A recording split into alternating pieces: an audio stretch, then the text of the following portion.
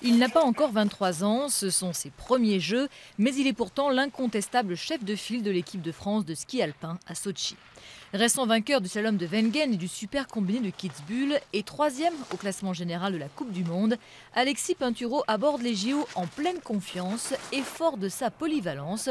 Le skieur de Courchevel s'alignera dans au moins 3 disciplines, slalom, géant et super combiné, avec tout de même une attention particulière pour le slalom. C'est une discipline un peu ingrate entre guillemets, où on n'a pas le droit à la faute et où ça peut vite ne pas pardonner. Donc voilà, c'était important de trouver un équilibre. Maintenant, reste à moi de le faire aussi en course. Parmi les autres techniciens français en piste à Sochi, Thomas Fanara, Steve Missilier, Jean-Baptiste Grange et Julien Liseroux, le double médaillé d'argent aux Mondiaux 2009, avait fait son retour en Coupe du Monde en novembre dernier, après 34 mois d'absence. Ma carrière, elle est derrière moi, mais si je peux avoir une petite cerise sur le gâteau et si je peux finir sur une bonne note, je vais surtout pas me priver. Grand absent, en revanche, le vice-champion du monde de Super G, Gauthier de Tessières, recalé faute de résultats cette saison.